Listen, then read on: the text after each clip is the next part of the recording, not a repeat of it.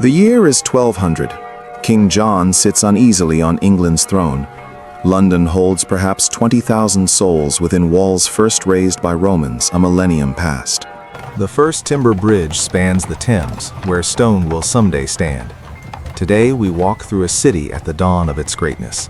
At Queenhithe, the morning trade begins.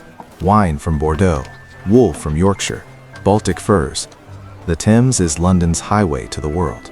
A day laborer earns a penny for 12 hours work. Enough for bread and ale, not enough for security. West Cheap hums with commerce. Bakers' stalls, fishmongers, butchers. Signs bear images, not words. Most here cannot read. A baker's wife tends her stall. White bread for those with silver, dark rye for everyone else. Justice is swift and public. Steal a chicken, face the stocks. The law knows every face in these narrow streets. Old St. Paul's rises skyward, still under construction after a century. Its spire will not be finished for another 100 years. Inside, bells call the faithful to nuns. Prayer marks the rhythm of the day. 3rd hour, 6th hour, 9th hour. Time itself belongs to the church. In the scriptorium, monks copy manuscripts by hand. Knowledge preserved one letter at a time. A wool merchant's family dines on roasted fowl and white bread. Their house boasts 2 floors, stone below, timber above, glass in one window. He reviews accounts from Flanders. Trade with the continent brings wealth, but also risk. Ships sink, debtors vanish. Trust is currency. Servants clear the table. They sleep in the kitchen, share one blanket. Their world exists 3 steps from wealth, yet separated by an unbridgeable gulf. The walls still follow Roman lines. Londinium's ghosts beneath London streets. Gates close at dusk, safety within, danger without. Guards question travelers, a chapman with his pack, pilgrims returning from Canterbury, a knight's retinue. Each pays the toll. A farmer brings turnips and cabbages from fields beyond the walls. He'll sell them cheap and return before nightfall. The road after dark belongs to outlaws. Evening settles over the lanes. Houses lean so close neighbors could touch hands across the street.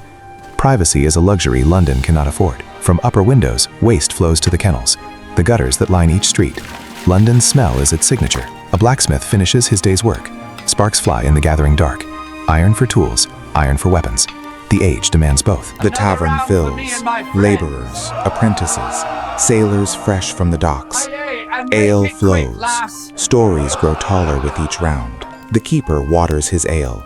Everyone knows. No one complains. A full cup matters more than an honest one. Dice clatter on scarred wood. A mason loses a day's wages. Luck gives, luck takes. Tomorrow he'll work with a heavier heart. The Thames runs black under stars. Boats creak at their moorings. Water laps against timber pilings. The river never sleeps. The watch calls hours through empty streets. Midnight, 1 o'clock. Their voices carry through the dark, reminding sleeping London that someone keeps vigil. In the shadows, others move unseen. Cut purses, thieves, those who work when honest men sleep. The watch cannot be everywhere. In cramped rooms, families huddle. 10 souls sharing space meant for 2. Straw pallets, a single blanket. Warmth comes from bodies pressed together. A mother pulls her children close. Tomorrow brings the same struggle. Work if there is work. Hunger if there is not. Hope is a luxury they cannot afford. Rats move freely through the walls. Disease lives here. Always has, always will. No one speaks of it. What cannot be changed must be endured. Before dawn, the bells begin. St. Mary Le Bow, All Hallows, St. Dunstan's. Their voices layer across the city. Time to rise. Time to work. Time to pray. A monk pulls the rope. His breath mists in cold air. He has rung these bells since boyhood. Will ring them until death. Some men are bound to God, others to commerce. All are bound to London. Light creeps across rooftops. Another day begins. The same as yesterday. The same as tomorrow. Change comes slowly to this world. The bridge wakes with the city. Footsteps echo on timber planks. The same crossing for generations. Fathers walked here. Sons will follow. Pilgrims cross toward Canterbury. Their faith carries them forward. Toward miracles. Toward salvation. Toward something larger than this life of mud and labor. Below, a fisherman casts his net. The Thames provides. Eels, pike, salmon in their season. The river feeds those who know its secrets. In the cathedral, Mass begins. Latin words echo under stone vaults. Most understand nothing. Understanding is not required. Presence is enough. Rich and poor kneel side by side. For this hour, the wool merchant breathes the same air as the beggar. God makes no distinction. Men do. The priest elevates the host. Bread becomes flesh. Wine becomes blood. Mystery made manifest. This is the center. This is what holds. The craftsman's quarter thrums with labor. Hammer on iron. Saw through wood. Needle through leather. Each trade has its street. Each street its hierarchy. An apprentice watches his master. 7 years to learn a trade. 7 years of watching, copying, failing, improving, slowly becoming something more than he was. A cordwainer stitches boots. His father stitched boots. His grandfather. The guild protects the trade, keeps standards, prevents competition. Change threatens profit. The White Tower stands at London's eastern edge, built by William the Conqueror, still occupied by his heirs. Power made stone. Guards watch all who approach. The tower is fortress, palace, prison, arsenal.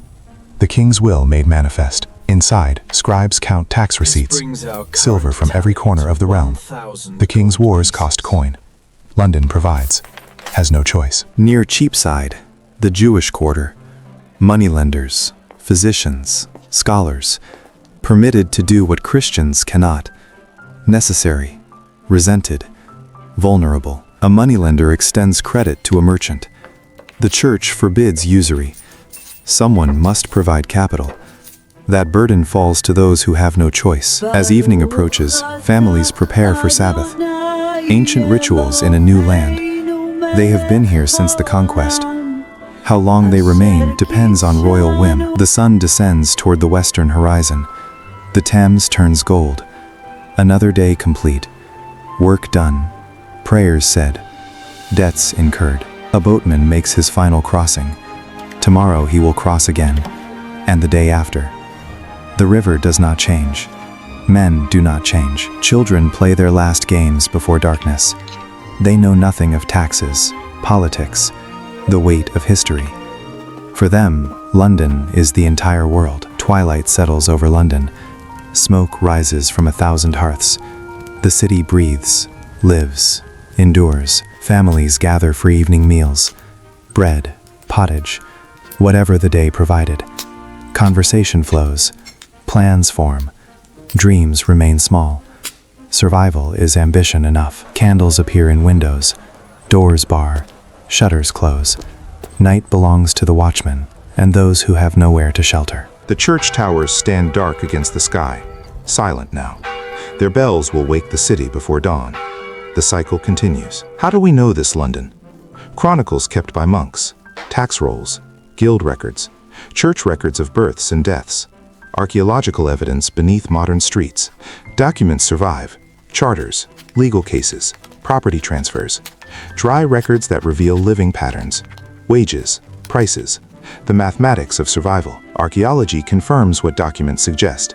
Pottery, tools, bones showing diet and disease, the material evidence of ordinary lives. We cannot know conversations, cannot hear voices, but patterns emerge, how people lived, worked, died. The framework is solid, the details we must imagine. This London of 1200 stands at a threshold. The wooden bridge will soon be stone. The city will grow, change, but slowly, so slowly that generations live and die seeing little difference. Tonight, London sleeps, 20,000 souls within ancient walls. Tomorrow they will rise, work, pray, struggle, the same as today, the same as always. The Thames flows on, dark, endless, indifferent.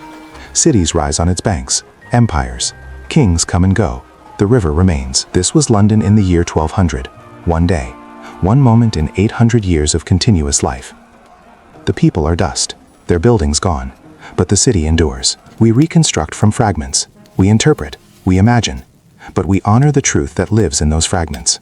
These people lived, their struggles were real, their city was real. Tomorrow the bells will ring, the docks will wake, the market will fill, life will continue, as it has, as it must, until it doesn't.